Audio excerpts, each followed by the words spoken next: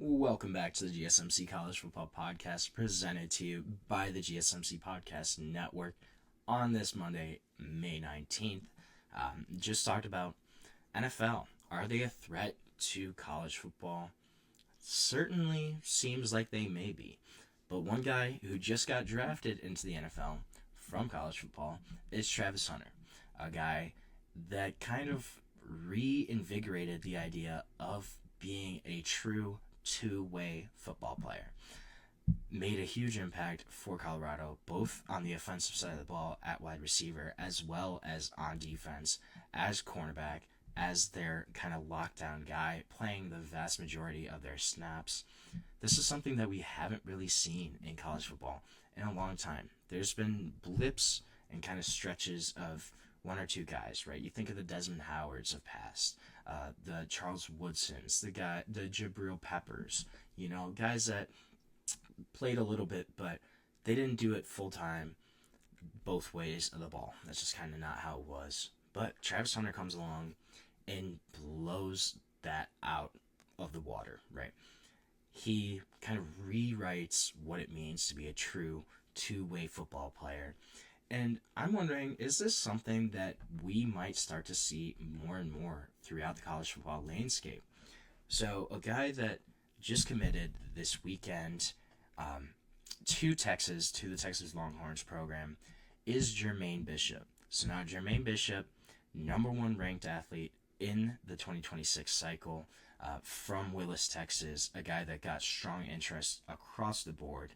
But this is a kid that's one of the fastest risers of this class, was included in 24/7's initial groupings of five-star prospects, and a guy that's the number 25 player in the country, number 3 player in Texas, not super big, only 5'11", 155, but a dude that's physical gifts just jump off the board. One of the best pure football players in the country. If you're looking at impact-wise, this is a guy that can impact you on both sides of the ball. He's either a class-leading wide receiver or he's a class-leading defensive back in most kind of scouts' eyes right now. And Gabe Brooks, who's a scouting analyst for 24/7, he said that this is a guy that is likely the best two-way prospect we've seen since Travis Hunter.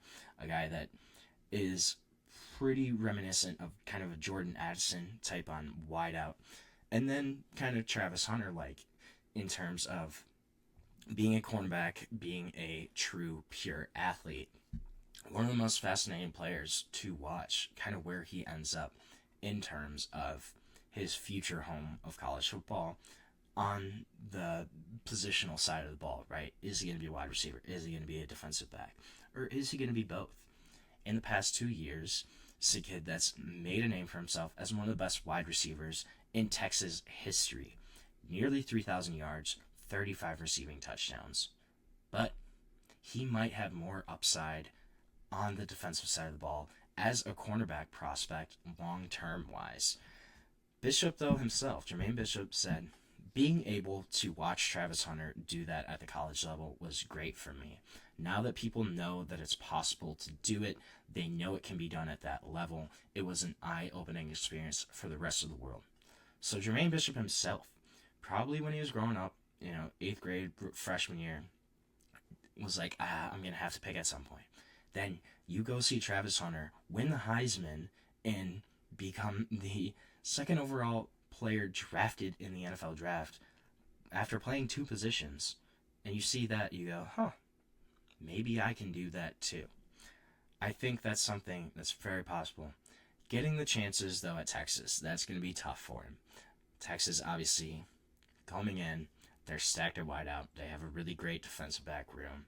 So getting those chances on both sides of the ball, it's going to be tough. Are you going to have to go to maybe a lower caliber program where obviously Colorado kind of had the opportunity, gave that to Travis Hunter, where he could play on both sides of the ball just because they didn't have enough depth at either wideout or cornerback to kind of say, hey, you're only going to play wide receiver or you're only going to play cornerback. They didn't have that. Does Texas have that? Does it really matter? Is that even going to kind of affect the standing of Jermaine Bishop, affect where he maybe ends up? Another guy to look at, Dallas Golden, coming in to Notre Dame this year, a guy that didn't early enroll. He's going to be there in the summer, but a guy that also, he wants to play both ways. When he's asked what position he plays or what he wants to play, he says, I want to play wide receiver and cornerback. The guy's got a stronger preference for jersey numbers than he does for the position that he plays on the college football field. It's pretty kind of common for freshmen that are two ways, right? And this is something to be said, that there are a lot of two-way players in high school football. It's just you don't really ever see them get to college and still play or practice at two positions. You very much in the first couple weeks go, hey, you're going to be a cornerback, you're going to be a wide receiver, or on the line, hey, you're playing offensive guard, or you're playing defensive end, right? That's just kind of how it goes. But he doesn't really care. Dallas Golden said, yeah, I do want to play early. I do want to try to get on the field, but I want to play both. I want to play wide receiver and I want to play cornerback. And this is a kid that, as a junior, when Berkeley Prep in Florida, when they won their state championship, he ran for 1,500 yards, 19 touchdowns. He had 32 catches for 400 yards, another 5 receiving scores. And then on defense, had 5 interceptions, also returned kicks and punts. And he kind of limited his senior year, but just that ability of playing both ways on a very high level, championship contending Florida football team, that's a big bonus. And this is a kid that already has a defensive backs trainer, sometimes gets wide receiver workout via Nelson Aguilar, the former 10-year NFL pro, who went to his high school, so he works out with him sometimes. So he's still getting work on both ends of the ball. And this is something I think that we're going to continue to see.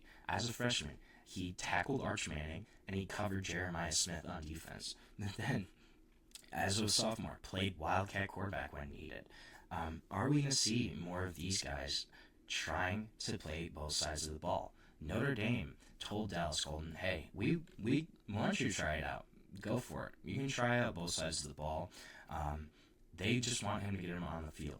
This is something we're going to see more teams, more programs be open to it. Then another kid I'm looking at is Joey O'Brien.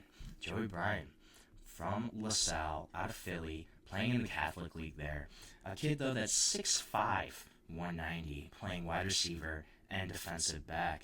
And a guy that was the best player in the state, was the MVP of the Catholic League last year, which, if you ever want to look up some great football, Philadelphia Catholic League high school football is some of the best in the country.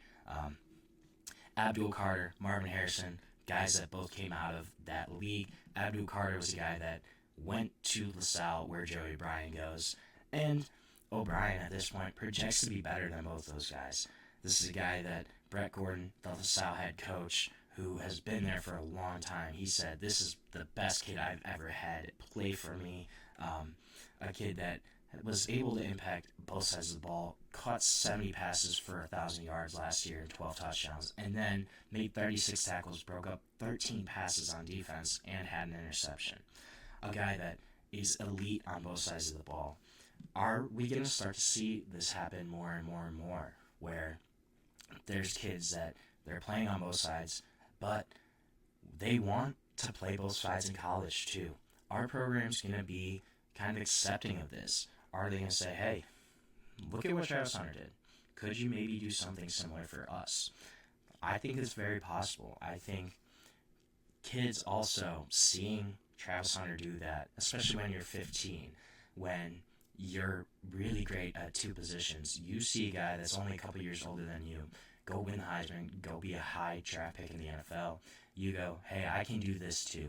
I can be this kind of guy. I can make that impact on both sides of the field. I want to change the game of football. I wouldn't be surprised if we start seeing some of these two-way recruits coming out of high school being really prominent and trying to decide, I don't want to focus on one position. I want to try to do both. I want to do both and see how it goes. I think it's a trend that we might not see play out on the field for a couple of years, but especially in recruiting, especially in terms of these young kids coming in, I wouldn't be surprised if we start hearing kids like Joey Bryan, like Dallas Golden, getting works on both sides of the ball, getting reps on both sides, just in terms of trying to help them be the best football player they can be. I think it's very possible. I think it's something to look out for in the next couple of years, is the rise of the two-way players. Now, we're going to take our last break of the show. When we come back, we're going to go for full circle, and we're going to start with my SEC program rankings, where I have everybody there. But we're going to come back, and we're going to discuss that on the GSMC College Football Podcast.